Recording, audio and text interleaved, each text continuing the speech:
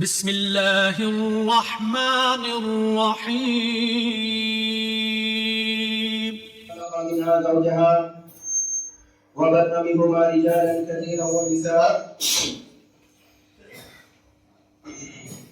واتقوا الله الذي تساءلون به والأرحام إن الله كان عليكم رقيبا يا أيها الذين آمنوا اتقوا الله وقولوا قولا سديدا يصلح لكم أعمالكم ويغفر لكم ذنوبكم ومن يطع الله ورسوله فقد فاز فوزا عظيما أما بعد فإن خير الحديث كتاب الله وخير الهدي هدي محمد صلى الله عليه وسلم وشر الأمور محدثاتها وكل محدثة بدعة وكل بدعة ضلالة وكل ضلالة في النار.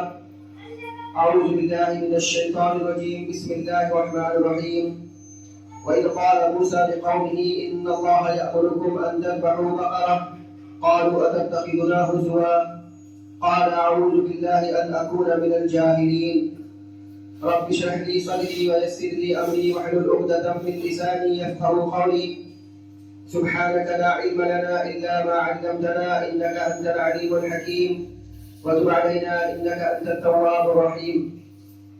تمام قسم کی تعریف کی بریائی حمد و ثنا اس اللہ وحدہ لا شریک کے لائق و زیبا ہے جس نے اس ساری کائنات کی تخلیق فرمائی، ہماری ضرورتوں کے واسطے ہر ایک چیز کو مہیا فرمایا اور ہماری رشد و ہدایت کے لیے انبیاء اور رسولوں کا سلسلہ جاری فرمایا. درود و سلام نازل ہو تمام انبیاء کرام علیہ الصلوۃ والتسلیم پر، خصوصاً ہمارے کائنات محمد عربی صلی اللہ علیہ وسلم پر. اللهم صل على محمد وعلى آل محمد كما صليت على إبراهيم وعلى آل إبراهيم إنك حميد مجيد. اللهم بارك على محمد وعلى آل محمد كما باركت على إبراهيم وعلى آل إبراهيم إنك حميد مجيد. معزز حاضرین جمعہ، عزیز بچوں، خطبہ مسنونہ کے بعد سورہ بقرہ سورہ نمبر 2 آیت نمبر 67 کی تلاوت آپ کے سامنے کی گئی ہے. کچھ باتیں انشاءاللہ اسی آیت کریمہ کی روشنی میں رکھنی ہے.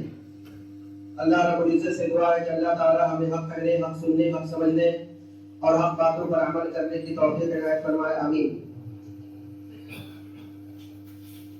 اللہ رب العالمین نے ارشاد فرمایا سورہ بقرہ سورہ نمبر 2 آیت نمبر 67 میں، وَإِذْ قَالَ مُوسَى لِقَوْمِهِ إِنَّ اللَّهَ يَأْمُرُكُمْ أَن تَذْبَحُوا بَقَرَةً. اور یاد کرو اس وقت کو جبکہ موسیٰ نے اپنی قوم سے کہا کہ بے شک اللہ تم کو اس بات کا حکم دیتا ہے کہ تم ایک گائے کو ذبح کرو. قالوا أتتخذنا هزوا. تو ان کی قوم کہنے لگے کیا تو ہمارے ساتھ مذاق کر رہا ہے؟ قال اعوذ باللہ ان اکون من الجاہلین. موسیٰ علیہ الصلوۃ والتسلیم نے کہا کہ میں اللہ کی پناہ چاہتا ہوں اس بات سے کہ میں جاہلوں میں سے ہو جاؤں اگر میں تمہارے ساتھ میں مذاق کر رہا ہوں. سورہ بقرہ کی آیت کریمہ ہے. سورہ بقرہ تقریباً 2.5 پاروں پر مشتمل ہے اور سورہ بقرہ کے اندر میں بہت سارے مضامین اور بہت سارے ٹاپکس پائے جاتے ہیں اور بہت ہی اہم ٹاپک ہے. لیکن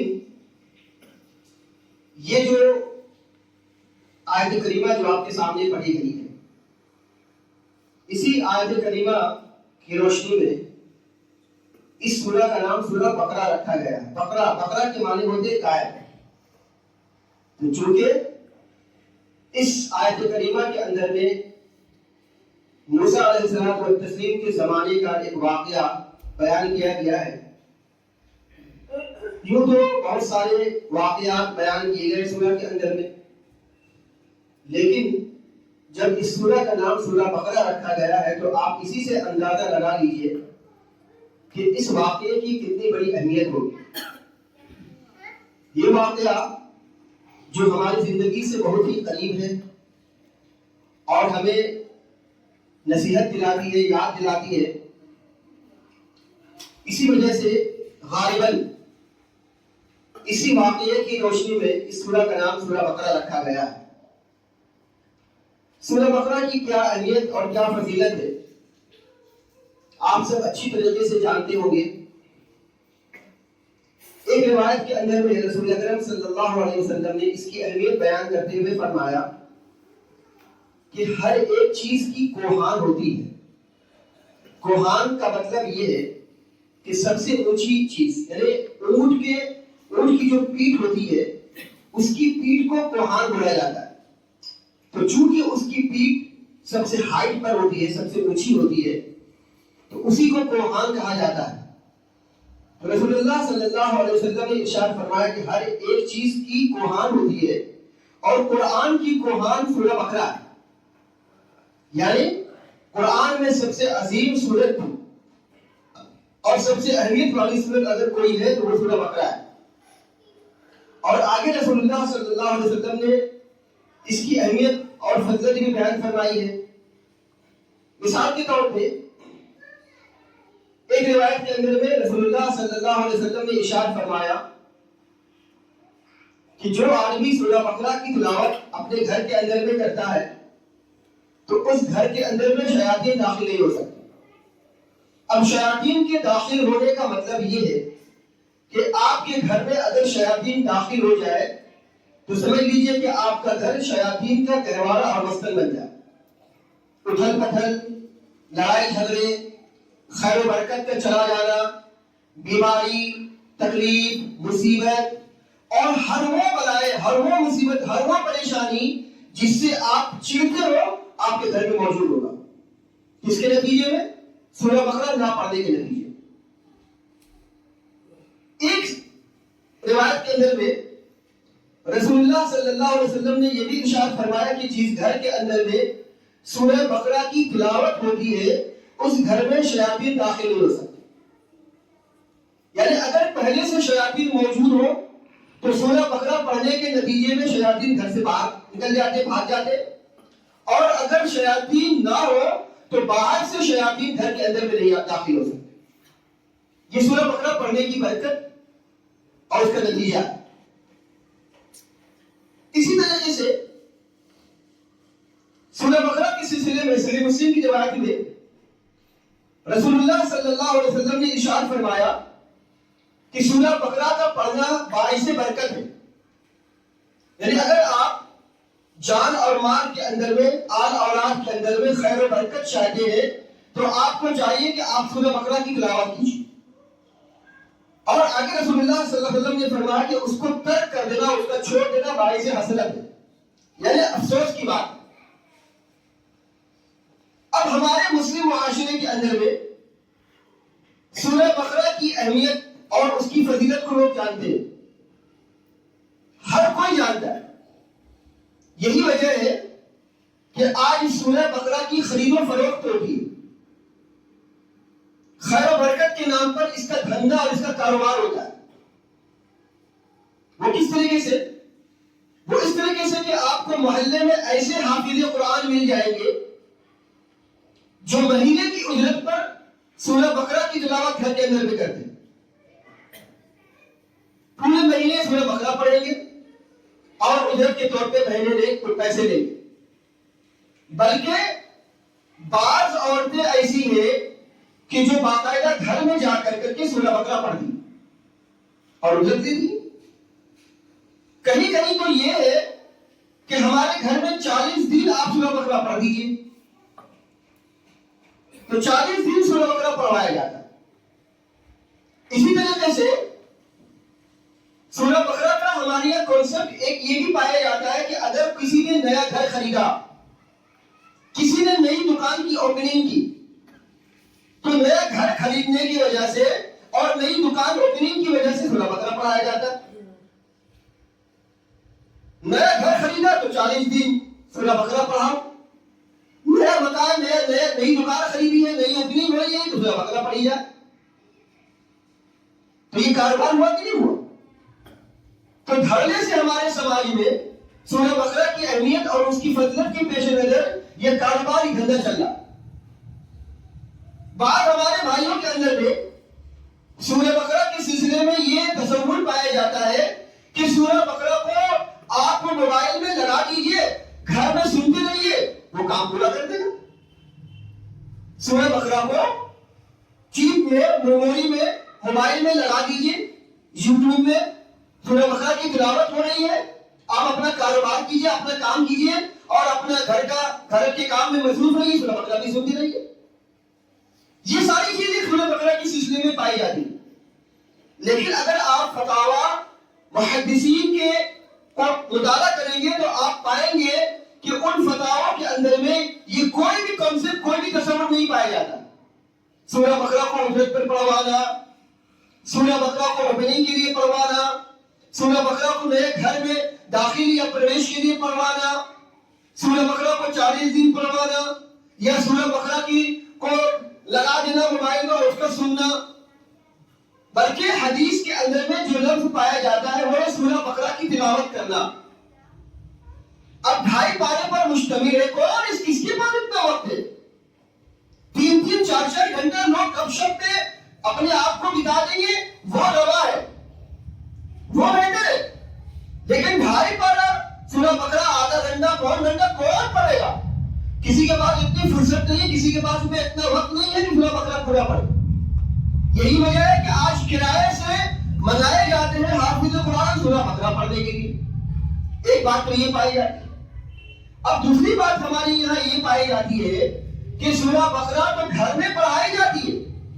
حافظ صاحب سورہ بقرہ پڑھ کر کے چلے گئے. اب اس کے کچھ ہی دنوں کی کچھ ہی گھنٹے کے بعد میں گھر میں گانا بجانا شروع. ابھی حافظ صاحب سے سورہ بقرہ پڑھوا کر کے شیاطین کو گھر سے باہر نکال دیا، اور اس کے بعد کچھ گھنٹے کے بعد گانا بجانا کر کے بدعات اور خرافات کر کے شیاطین کو پھر واپس بلا لیا. دھیرے کا دھندا چل رہا. حافظ صاحب کے ذریعے سے قرآن شیاطین کو گھر سے باہر نکالو، اور پھر بدعات اور خرافات کر کے گانا بجانا کر کے پھر شیاطین کو واپس بلا لو. ڈیلی کا معاملہ چل رہا ہے. سورہ بقرہ پڑھایا جاتا ہے گھر کے اندر میں. قرآن سب سے اونچا میں رکھا ہوا. گھر کے اندر میں ناچ گانا چل رہا ہے، گھر کے اندر میں خرافات چل رہا ہے، گالی گلوچ ہو رہا ہے، بے حیائی، بے شرمی، بے پردگی ہو رہی ہے. سورہ بقرہ پڑھایا جا رہا ہے. گھر میں سب کچھ چل رہا ہے، حرام کما رہے، حرام کھا رہے، بے شرمی، بے حیائی چل رہی ہے، سورہ بقرہ پڑھایا جا رہا ہے. تو یہ کون سا سورہ بقرہ پڑھوانا؟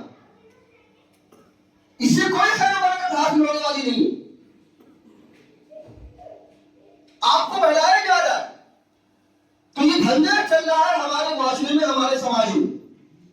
تو یاد رکھیے فتاوی کے اندر میں یہ ساری چیزیں ممانعت ہیں کہ آپ میموری میں لگا کر کے، آپ موبائل میں لگا کے سورہ بقرہ سنیے، یہ بھی مناسب نہیں. ہاں آپ پڑھیے سورہ بقرہ، اللہ کے واسطے جتنا بھی آپ کے پاس میں وقت ہو، آدھا گھنٹہ ہو، آدھا گھنٹہ تو کم از کم پڑھ سکتے ہیں نا.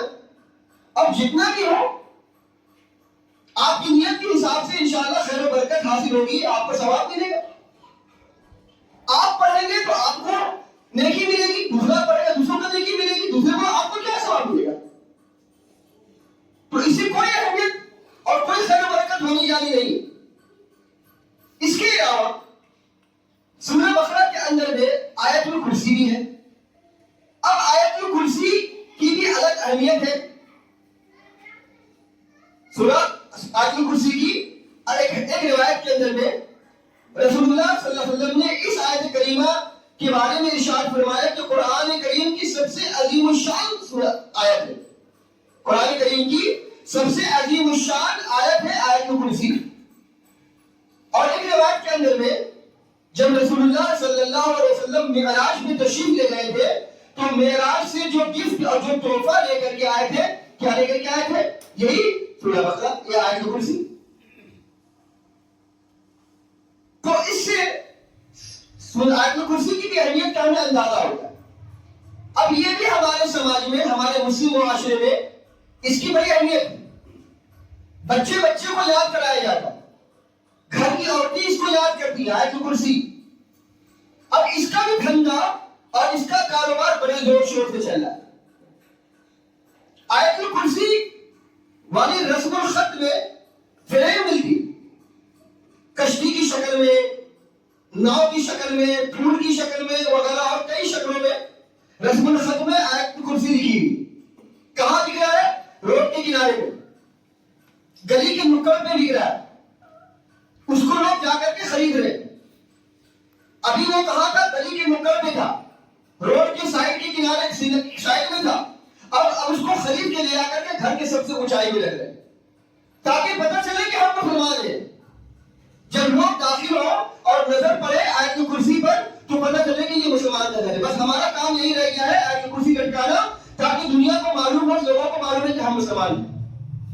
بھلے سے ہمارا کام مسلمان کا نہ ہو, نماز ہماری زندگی میں نہ ہو, قرآن ہماری زندگی میں نہ ہو, لیکن ہم بس آیت کرسی لٹکا دیے ہم مسلمان ہو گئے. اب اس سے یہ بھی تصور لیا جاتا ہے کہ آیت کرسی کو لٹکا دینے سے گھر کے اندر میں خیر و برکت حاصل ہوگی. خیر و برکت کے لیے لوگ آیت کرسی کو لٹکا دیں گے. یہ سمجھ لیجیے کہ ہم نے قرآن کو یہ اہمیت اور یہ ہم نے ویلیو دے رکھی ہے کہ قرآن کو لٹکا دیا جائے بس اسی سے خیر و برکت حاصل ہوگی. حالانکہ قرآن کریم میں اللہ سبحانہ و تعالیٰ نے قرآن کریم کو غور و فکر اور تدبر کے ساتھ میں پڑھنے کو کہا گیا. غور و فکر کیجیے, تدبر کیجیے. تدبر کرنے کا, غور و فکر کرنے کا ہمارے پاس میں وقت نہیں ہے. بس لا کے لٹکا دیا, اس سے ہمیں خیر و برکت حاصل ہوگی. یہ جھوٹے بہلاوے, شیطانی وسوسے, اس سے آپ کا وقت کا ضیاع, پیسے کی بربادی ہے اور کچھ نہیں وقت ہونے والا. اس لیے جو لوگ یہ کام کرتے ہیں, ہاں اگر کوئی فتاوی کے اندر میں یہ بات مذکور ہے کہ اگر کوئی آدمی قرآن کریم کو لٹکاتا ہے صرف اس نیت سے کہ اس کو دیکھ دیکھ کر کے یاد کرے گا تو لٹکا سکتا ہے, لیکن خیر و برکت کے لیے اور اپنی چیز اور اپنی پہچان کے لیے قرآن کریم کو لٹکانا یہ قرآن کے کریم کے ساتھ میں کھلواڑ ہے اور مذاق ہے.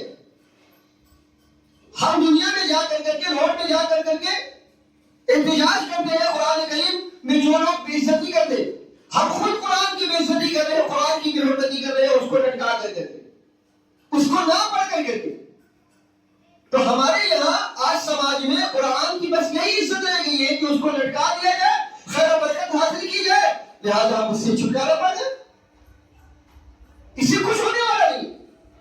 اس کے علاوہ سورہ بقرہ کی سب سے آخری 2 آیت میں آپ رسولوں سے لے کر کے فنسرنا علی الکافرین, فنسرنا علی القوم الکافرین, اس کی بھی اہمیت ہے.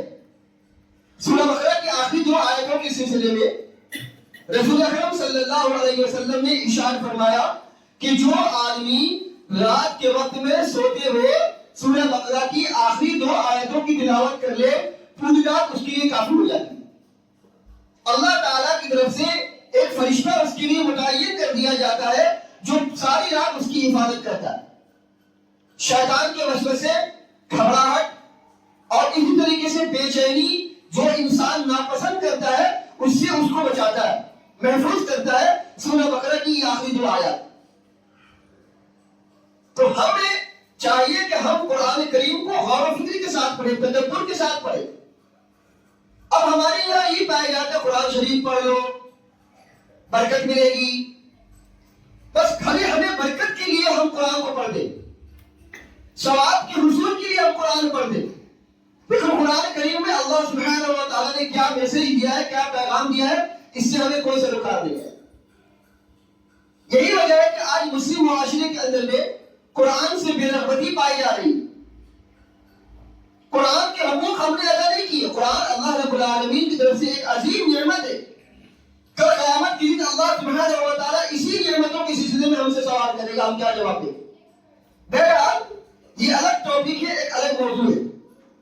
بات چلی تھی کہ موسیٰ علیہ السلام کی قوم اس زمانے میں ایک واقعہ پیش آ گیا تھا. واقعہ یہ ہوا تھا کہ ایک آدمی کا قتل ہو گیا. جب اس آدمی کا قتل ہو گیا تو قتل کس نے کیا اس کا پتہ نہیں چل رہا تھا. تو موسیٰ علیہ السلام کی قوم نے کہا کہ اپنے اللہ سے کہو, رب سے کہو, قاتل کا پتہ بتائے. موسیٰ علیہ السلام نے جب اللہ رب العالمین کے سامنے میں یہ بات رکھی تو اللہ سبحانہ و تعالیٰ نے ارشاد فرمایا کہ اپنی قوم سے جا کر کے کہو کہ وہ ایک گائے ذبح کرے. چنانچہ موسیٰ علیہ السلام آئے اور آ کر کے کہا وَإِذْ قَالَ مُوسَىٰ لِقَوْمِهِ إِنَّ اللَّهَ يَأْمُرُكُمْ أَن تَذْبَحُوا بَقَرَةً, کہ اللہ نے تم کو حکم دیا ہے کہ تم ایک گائے ذبح کرو. قَالُوا أَتَتَّخِذُنَا هُزُوًا, موسیٰ علیہ السلام کی قوم نے کہا کہ کیا تم ہمارے ساتھ مذاق کر رہے؟ کیوں ایسی بات کہی انہوں نے؟ ان کی کہنے کی وجہ یہ تھی کہ انہوں نے کہا تھا کہ مقتول کون ہے, قتل کس نے کیا ہے یہ پتہ لگایا جائے. اب آ کر کے یہ جواب دیا جا رہا ہے گائے ذبح کرو. تو مخلوق کا پتہ لگانے اور گائے ذبح کرنے کا کیا کنیکشن ہے، کیا تعلق ہے؟ تو اسی وجہ سے انہوں نے کہا کہ کیا تو ہمارے ساتھ مذاق کر رہا ہے؟ تو موسیٰ علیہ السلام نے کہا کہ اعوذ باللہ ان اکون من الجاہلین، میں اللہ کی پناہ چاہتا ہوں اگر میں تم سے مذاق کر رہا ہوں، میں جاہلوں میں سے ہو جاؤں گا۔ اس کا مطلب یہ ہوا کہ جو آدمی اونٹ پٹانگ مذاق کرتا ہے یہ جاہل ہے۔ جو آدمی کسی کو پریشان کرنے کے لیے، کسی کے ساتھ میں دل لگی کرنے کے لیے، کسی کو ہریسمنٹ کرنے کے لیے اگر مذاق کرتا ہے تو وہ جاہل آدمی ہے۔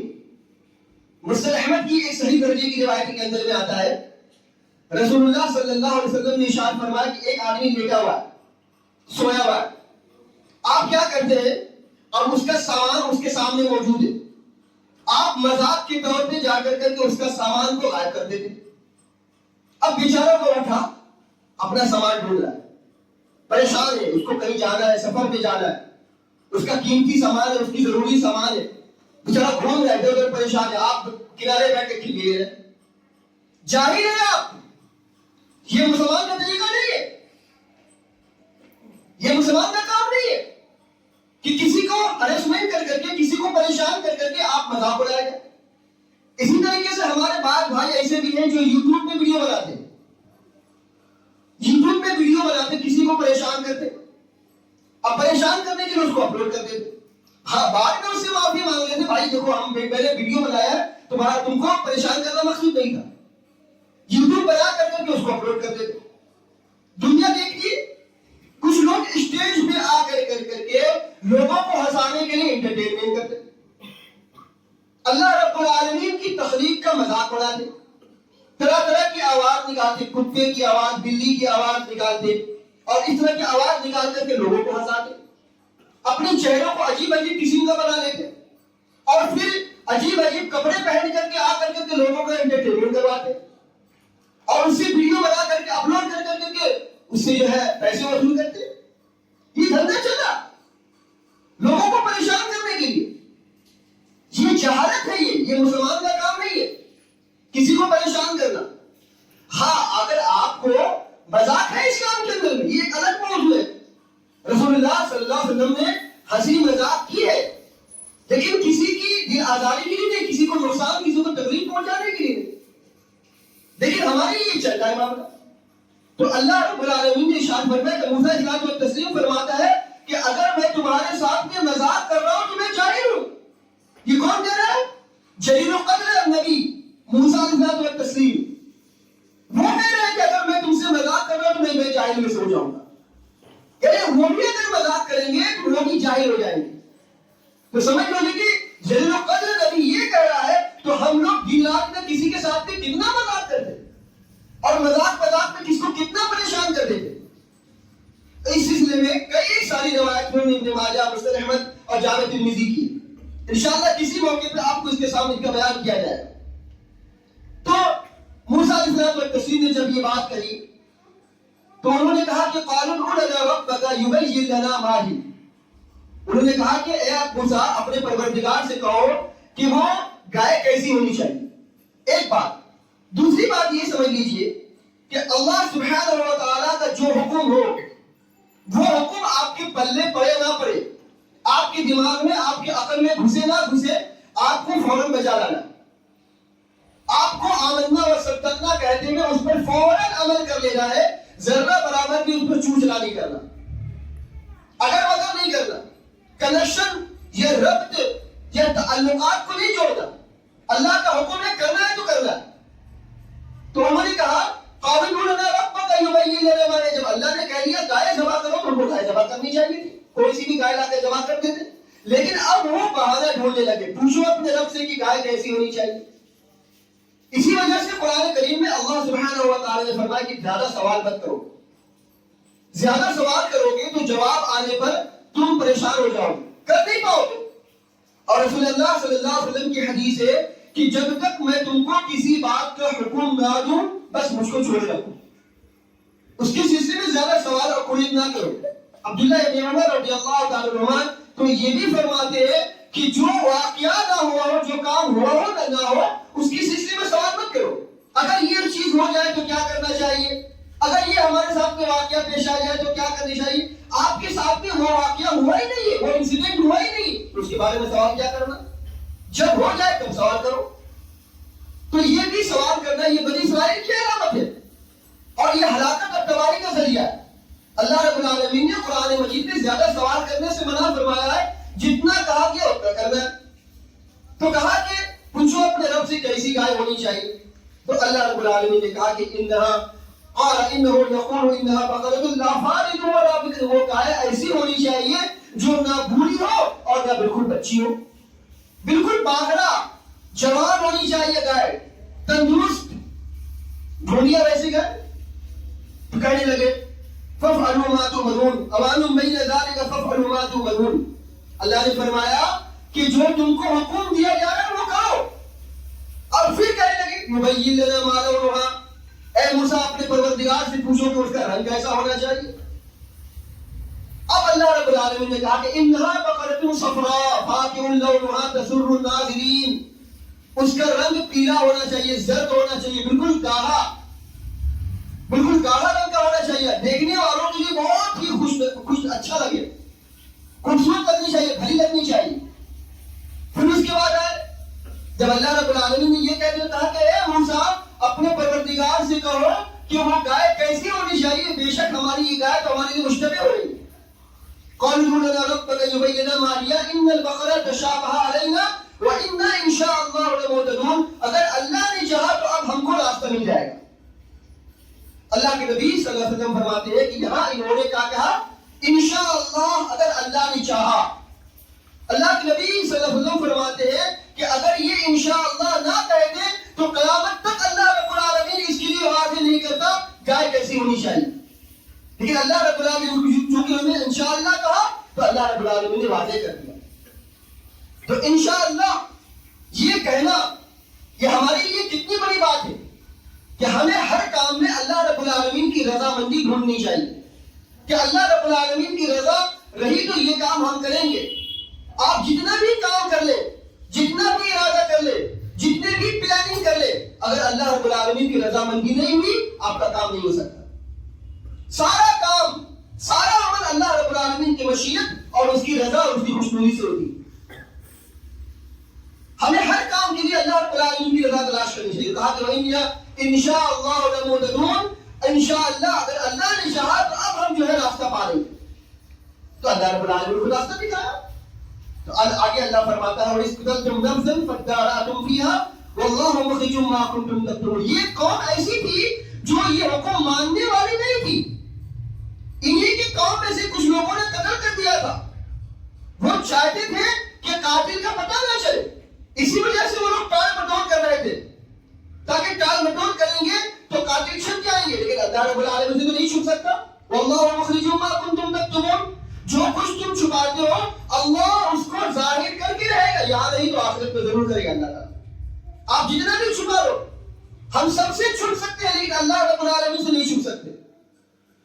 تو فرمایا اللہ رب العالمین وَاللَّهُ مُخْرِجٌ مَا كُنتُمْ تَكْتُمُونَ فَقُلْنَا اضْرِبُوهُ بِبَعْضِهَا كَذَلِكَ يُحْيِي اللَّهُ الْمَوْتَى. آخر کرتے انہوں نے گائے کو ذبح کیا.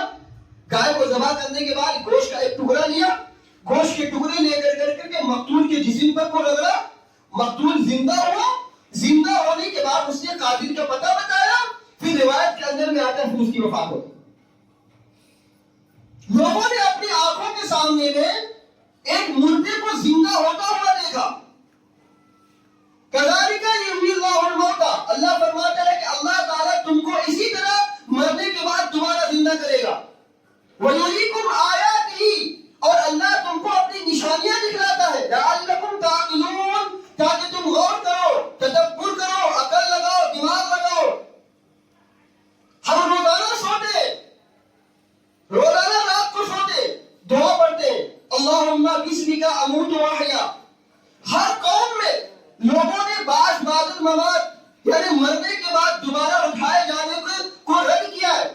آج بھی لوگ اس بات کا انکار کرتے ہیں کہ کیا جب ہم مر جائیں گے ہڈی میں مل جائے، ہڈی ہو جائیں گے، سڑ جائیں گے، گل جائیں گے، مٹی بھی مل جائیں گے تو کیا دوبارہ زندہ کیے جائیں گے؟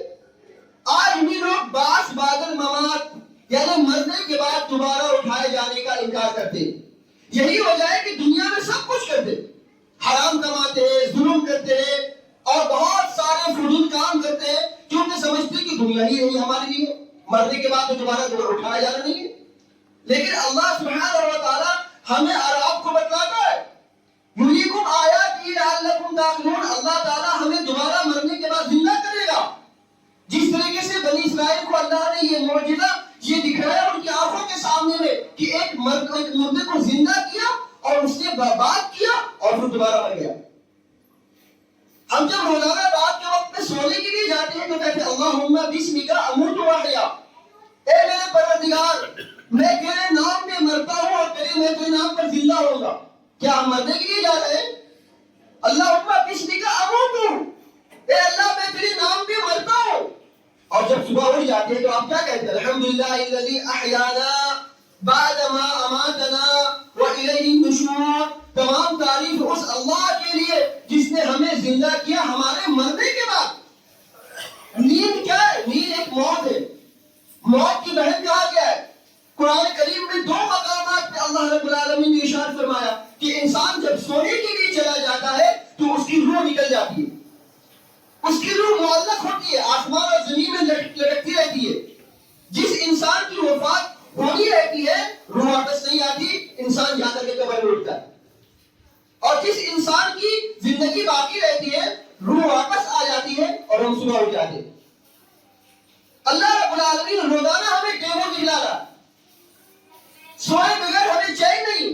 جس انسان کو سونا نہ آئے، جس انسان کو یہ بیماری ہو کہ وہ سو نہیں سکتا، وہ آدمی طرح طرح کی بیماریوں کا شکار ہو جاتا ہے۔ تو نیند بھی ہمارے لیے اللہ رب العالمین کی بہت بڑی نعمت ہے، یہ تندرستی کی علامت ہے۔ لیکن اسی نیند کو کہا گیا ہے کہ یہ موت ہے، آدھی موت یا موت کی بہن۔ ہم روزانہ سوتے اور اٹھتے تو اللہ رب العالمین ہمیں دکھلا رہا ہے، بتلا رہا ہے کہ ہم خود ایکسپٹ کر رہے ہیں۔ اللہم بسمک اموت واحیا الحمدللہ الذی احیانا بعد ما اماتنا والیہ النشور۔ تو آپ کو یہ یاد رکھنا چاہیے کہ ایک نہ ایک دن ہم مرنے والے، ہم روز مر رہے، روز اٹھ رہے، مرتے مرتے مرتے مرتے ایک دن آئے گا جب ہماری قسمت میں جس دن لکھی ہوگی ہم ہمیشہ کے لیے مر جائیں گے۔ اور جس طریقے سے اللہ رب العالمین ہم کو اٹھاتا ہے اسی طریقے سے اللہ رب العالمین ہمیں قیامت کے روز اٹھائے گا۔ کوئی آدمی یہ نہ سمجھے کہ مرنے کے بعد جب ہم دوبارہ زندہ نہیں کیے جائیں گے، نہیں، ہر آدمی کو مرنا ہے اور مرنے کے بعد دوبارہ اللہ رب العالمین کے سامنے میں حاضر ہونا ہے اور اللہ رب العالمین کے سامنے میں اپنے ایک عملوں کا حساب دینا ہے، ایک لمحے کا، ایک وقت کا اللہ رب العالمین کو حساب دینا ہے۔ تو روز ہم سو رہے، کبھی ہم نے سوچا آج ہم بستر پہ سو رہے، گرم بستروں پہ سو رہے، کل ہمیں قبروں پہ سونا ہے۔ کبھی ہم نے سوچا کہ ہم آج اس کمبل کے نیچے سو رہے، کبھی ہم نے من مٹی کے نیچے سونا ہے۔ وہاں نہ گدا ہوگا، نہ بستر ہوگا، نہ تکیہ ہوگا، نہ اے سی ہوگی، نہ ماربل ہوگا، نہ ٹائلس ہوگا، نہ پنکھے ہوگا، نہ کھڑکی ہوگی، کچھ نہیں ہوگا، ہم اکیلے ہوں گے۔ کبھی ہم نے سوچا؟ اور جس طریقے سے اللہ رب العالمین ہم کو صبح اٹھا رہا ہے اسی طریقے سے اللہ رب العالمین ہمیں قیامت کے دن اٹھائے گا۔ آج تو ہم دنیا کے کام کاج میں مصروف ہو جا رہے ہیں، لیکن وہاں کون سی مصروفیت ہوگی؟ وہاں مصروفیت ہوگی آؤ دنیا کی زندگی کا حساب دو، ایک لمحے ایک وقت کا حساب دو۔ تو لہٰذا یہ سوچئے ہم روز سو رہے، روز مر رہے، روز اٹھ رہے۔ اللہ فرماتا کذالک یحیی اللہ الموتیٰ ویریکم آیاتہ لعلکم تعقلون، اسی طریقے سے اللہ تعالیٰ تم کو مرنے کے بعد دوبارہ زندہ کرے گا تاکہ اللہ تم کو اپنی نشانیاں دکھائے۔ تو یہ آیت کریمہ جو آپ کے سامنے میں پڑھی گئی ہے، یہ سورہ بقرہ اور گائے والا کا واقعہ آپ بہت غور و فکر کے ساتھ میں پڑھیے، بہت تدبر کے ساتھ میں پڑھیے کہ اس میں اللہ رب العالمین ہمیں کیا بتانا چاہتا ہے، کیا اللہ رب العالمین ہم کو میسج اور پیغام دینا چاہتا ہے۔ ہمارے لیے بہت بڑی عبرت کی بات ہے، خصوصاً سورہ بقرہ کے اس پورے ایک رکوع کے اندر میں۔ اللہ تعالیٰ سے دعا ہے اللہ تعالیٰ ہمیں قرآن کریم کو سمجھنے کی توفیق عطا فرمائے۔ یا العالمین ہم تمام مسلمانوں کو قرآن کریم کو تدبر اور غور و فکر کے ساتھ پڑھنے کی توفیق عطا فرمائے۔ یا العالمین ہم جو بیمار ہیں انہیں شفا کاملہ عاجلہ عطا فرما، جو پریشان ہیں ان کی پریشانیوں کو دور فرما، جو قرض دار ہیں انہیں قرضہ ادا کرنے کے اسباب مہیا فرما۔ یا العالمین دنیا کے اندر میں جہاں جہاں کہیں مسلمان پریشان ہیں یا العالمین تو ان سب کی مدد فرما۔ یا العالمین ہمارے مدارس، ہمارے مساجد، ہمارے ائمہ، ہمارے حفاظ، ہمارے دعاء کی حفاظت فرما۔ العالمین جب تک ہم جئیں کتاب اللہ اور سنت رسول اللہ صلی اللہ علیہ وسلم پر عمل کرتے ہوئے جئیں، اور جب ہمارا خاتمہ ہو انہی دونوں پر عمل کرتے ہوئے ہمارا خاتمہ ہو۔ اقول قولی ھذا واستغفر اللہ لی ولکم ولسائر المسلمین، وآخر دعوانا الحمد للہ رب العالمین۔